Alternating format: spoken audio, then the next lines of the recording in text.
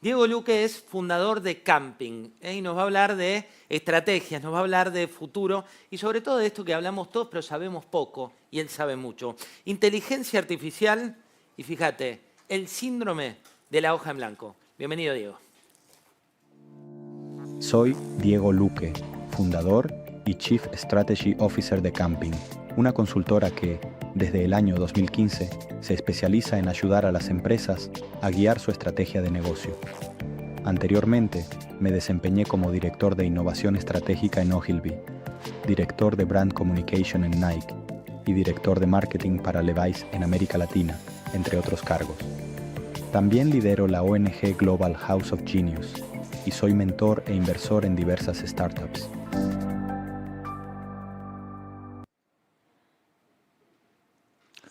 ¿Qué tal? Buenos días, muchas gracias por la invitación.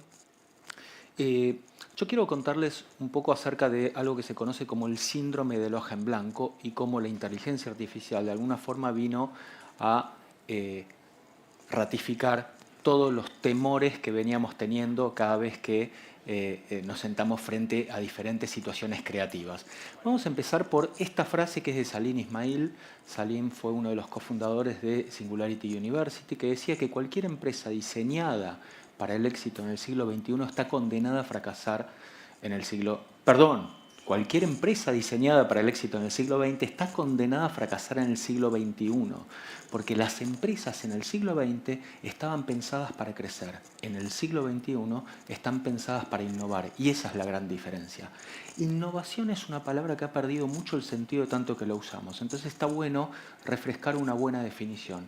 Y una de las mejores es la del economista Schumpeter, que él cuando habla de innovación, de lo que habla es de la destrucción creativa. Y por destrucción creativa lo que entiende es esto de viejas estructuras que son desplazadas, dando lugar a nuevas estructuras o a nuevos cambios. En este sentido, el mejor ejemplo que podemos encontrar es la invención de la lamparilla eléctrica, de la bombita eléctrica, ¿sí? ¿Qué es lo que tiene la lamparita eléctrica? Hizo feliz prácticamente a toda la humanidad, salvo a los vendedores de velas. Esto es lo que definimos como destrucción creativa. Ante una invención hay un mercado, hay una industria que desaparece. De alguna forma, los humanos hemos ido aceptando esta idea de que cuando aparece algo nuevo, otra cosa se termina. Siempre tenemos esa sensación de que lo nuevo va a hacer desaparecer a lo anterior. Y esto ha pasado sobre todo con los medios. Ese es el gran ejemplo, ¿no? En el cual lo que decimos es: cuando apareció la radio, los periódicos iban a desaparecer. Cuando apareció la televisión, iba a desaparecer la radio y por lo tanto los periódicos. Cuando apareció Internet, iba a desaparecer la televisión, la radio y los periódicos. Y obviamente cuando aparecen las redes sociales va a desaparecer todo. Y cuando aparece ChatGPT, la verdad es que nada de esto ocurrió. Nada desaparece, todo se transforma, todo se acomoda. Empiezan a encontrar nuevos modelos de monetización, nuevos modelos de negocios, darwinismo puro. Pero sin embargo, lo que estamos enfrentando hoy es diferente. Esta idea de la hoja en blanco. La hoja en blanco, de verdad, hay destrucción creativa en esto, de verdad. O sea, desaparece. ¿Qué significa esto? Bueno, hoja en blanco, como la que tenemos acá, es una metáfora y no es una metáfora. Es una metáfora desde el punto de vista en que la hoja en blanco de alguna forma es el símbolo del comienzo. Es el símbolo del comienzo y en ese sentido funciona metafóricamente. Pero la realidad es también representa el bloqueo como la oportunidad de dar vida a una idea. Síndrome de la hoja en blanco es estar bloqueado. Pero también es el punto de partida. Y es un punto de partida donde la creatividad se cruza con el miedo. Y esto en la intersección lo que da es un potencial infinito. La hoja en blanco lo que demuestra es toda esa angustia, esas emociones que en general son negativas, ¿sí? Esas sensaciones de vacío. Pero la realidad es que sin angustia la creatividad pierde chispa. ¿Por qué? Porque ese es el malestar que nos empuja a buscar soluciones. Es ese salir de la zona de confort. Salimos de la zona de confort porque no nos queda otra. La creatividad corre el riesgo de volverse predecible si no tenemos ese malestar. Entonces, la IA, todo esto lo está cambiando. Está cambiando nuestra relación con la creatividad. ¿Y por qué la está cambiando? Por una sencilla razón. Nos entrega respuestas instantáneas, respuestas inmediatas. Cuando esas respuestas son tan instantáneas, es ahí cuando desaparece la hoja en blanco. Y si desaparece la hoja en blanco, también desaparecen esos espacios donde nosotros nos podemos sentar a trabajar, a amasar los problemas y donde nos permitimos hacer preguntas, ¿sí? Ese espacio que es físico, pero también es mental, de pasar tiempo con los problemas.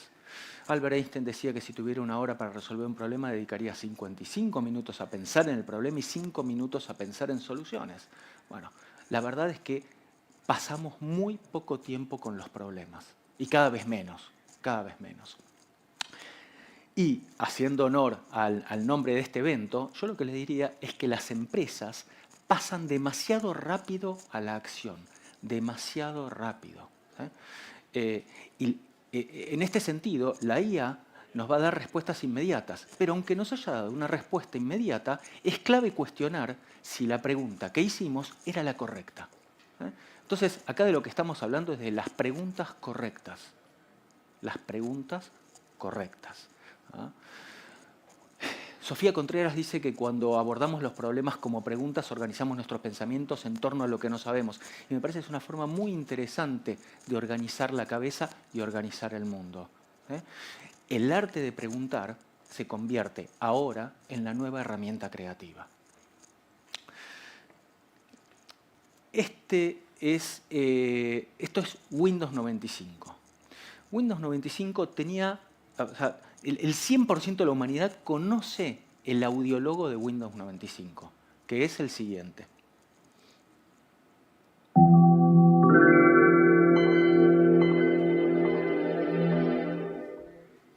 Perfecto.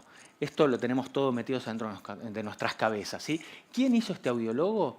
Lo hizo este señor que se llama Brian Eno.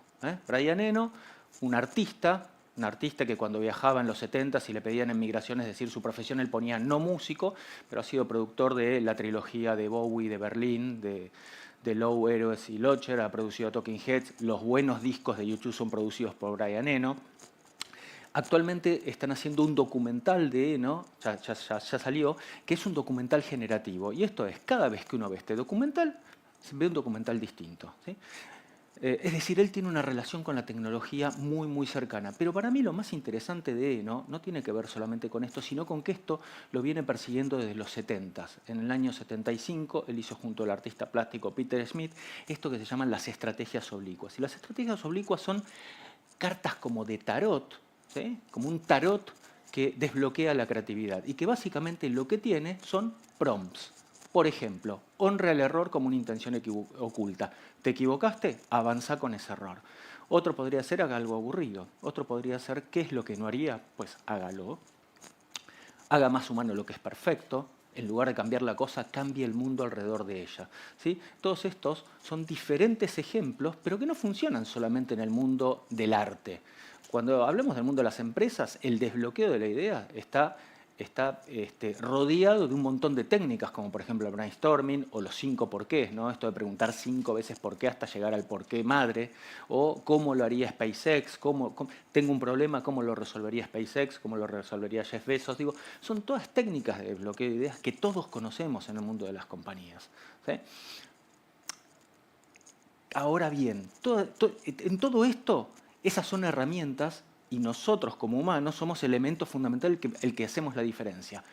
Hoy lo que ocurre es que en un mundo donde el contenido es el rey, estamos sobrepasados de herramientas para captar la atención de nuestro target, para captar la atención de nuestra audiencia. Ahora bien, todas estas herramientas, de alguna forma, empiezan a ser solucionadores en el cual cada vez menos necesitan de nuestra presencia, ¿sí?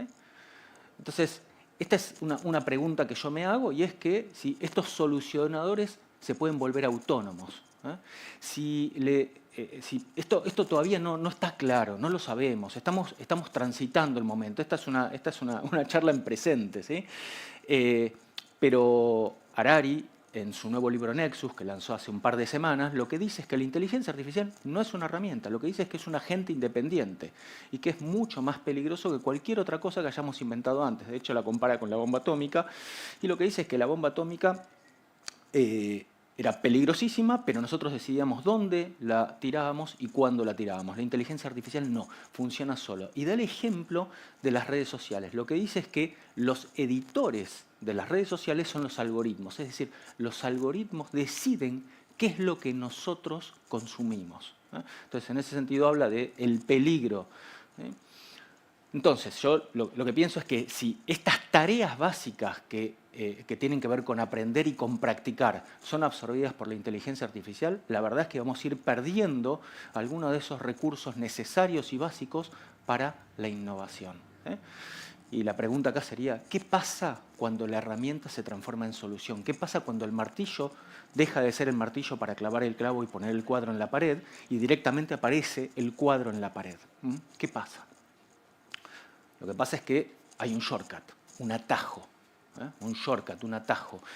Y en mis más de 30 años de experiencia, si hay algo que he descubierto, es que las verdades no se pueden revelar de forma inmediata, no hay atajos. Para revelar se necesita un proceso, para revelar se necesita tiempo, se necesita luz. Si uno quiere trabajar con verdades, se necesita tiempo, ¿verdad? Se necesita un viaje. ¿Sí? Y parte del viaje es el viaje. Las compañías quieren llegar muy rápido a destino, las marcas quieren llegar muy rápido al fin.